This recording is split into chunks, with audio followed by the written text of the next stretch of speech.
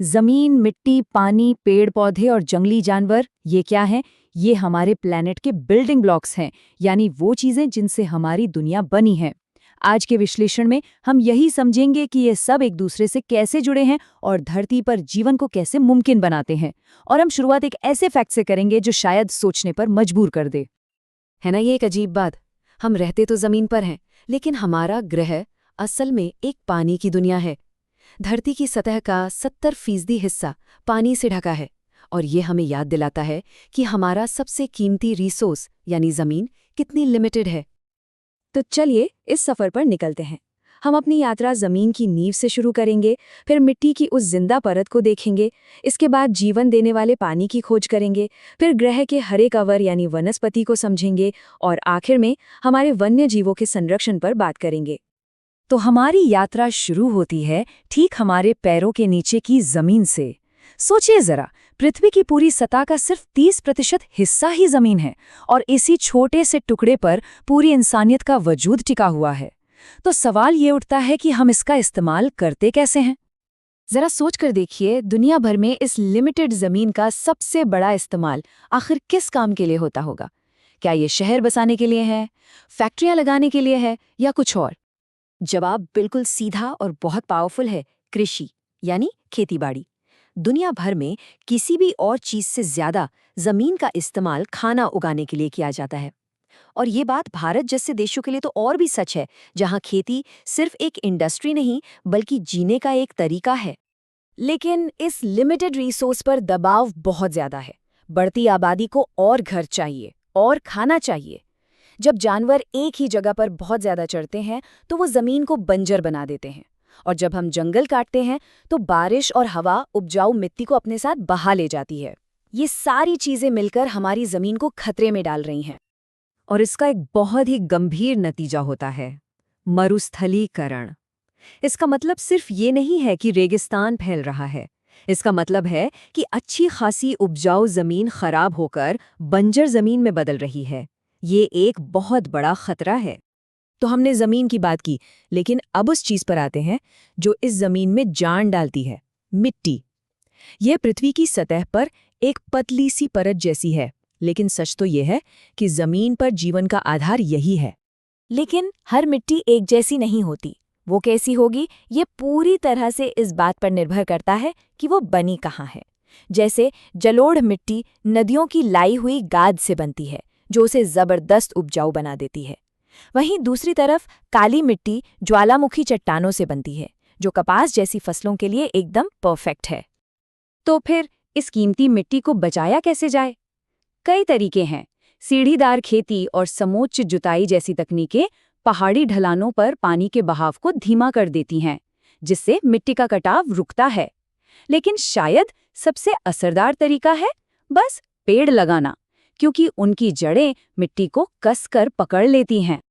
चलिए अब जमीन और मिट्टी से आगे बढ़कर उस एलिमेंट की बात करते हैं जो हर चीज को जिंदा रखता है, पानी। इसे अक्सर नीला सोना कहा जाता है, और ये नाम बिल्कुल सही है। यहाँ एक चौंकाने वाला फैक्ट है। इस चार्ट को देखिए।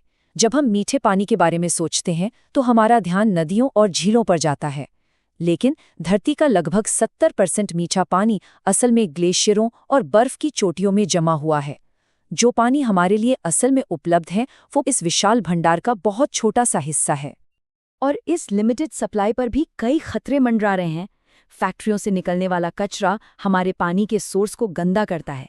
हम अक्सर पानी को बर्बाद करते हैं, और बहुत ज़्यादा इस्तेमाल की वजह से ज़मीन के नीचे पानी का लेवल लगातार गिरता जा रहा है।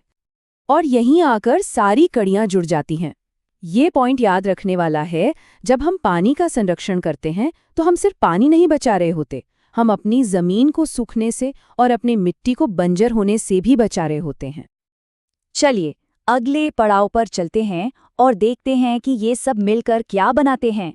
जब सेहतमंद जमीन, उपजाऊ मिट्टी और पानी एक साथ मिलते हैं तो वे जिंदगी की अगली परत को जन्म देते हैं, प्राकृतिक वनस्पति।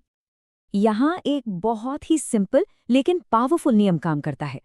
किसी भी जगह पर किस तरह के पेड़ पौधे उगेंगे, ये मुख्य रूप से वहाँ की जलवायु पर निर्भर करता है। मतलब तापमान और बारिश ही तय करते हैं कि कहीं जंगल होंगे घास के मैदान होंगे या फिर रेगिस्तान। इसे हम यहाँ इस टेबल में साफ साफ देख सकते हैं। सब कुछ बारिश का खेल है। उष्णकटिबंधीय वर्षावनों में बहुत ज्यादा बारिश होती है, इसलिए वहाँ विशाल पेड़ होते हैं।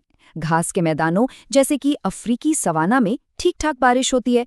रेगिस्तान में लगभग ना के बराबर, इसलिए वहाँ सिर्फ कांटेदार पेड़ ही उग सकते हैं। और ठंडे टुंड्रा में सिर्फ काई और लाइकेन ही जिंदा रह पाते हैं। पेड़ पौधों के लिए सबसे बड़ा खतरा क्या है? बिल्कुल साफ है, वनों की कटाई।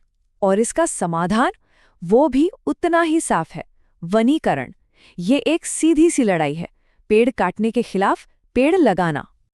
हमारी यात्रा का आखिरी तत्व वो जीव हैं जो इन सभी संसाधनों पर निर्भर करते हैं, वन्यजीव। वे उस इकोसिस्टम के निवासी हैं जिसे हमने अभी अभी समझा है। लेकिन वे सुरक्षित नहीं हैं। हमें ये सवाल पूछना होगा, इंसानी गतिविधियों के कारण वन्यजीवों के सामने आने वाले दो सबसे बड़े खतरे कौन से हैं? जवाब दिल तोड़ने वाला है, लेकिन बिल्कुल सीधा है। पहला है वनों की कटाई, जो जानवरों से उनका घर छीन लेती है। और दूसरा है अवैध शिकार, यानी जानवरों का गैर कानूनी शिकार। ये दोनों ही सीधे तौर पर इंसानी कामों का नतीजा हैं। इन खतरों से निपटने के लिए हमारे पास कुछ टूल्स हैं। रेड डेटा बुक एक ऐसा ही जरूरी टूल है। ये उन सभी प्रजातियों का ऑफिशियल रिकॉर्ड है जिन पर विलुप्त होने का खतरा है, जिससे हमें संरक्षण के प्रयासों पर ध्यान केंद्रित करने में मदद मिलती है।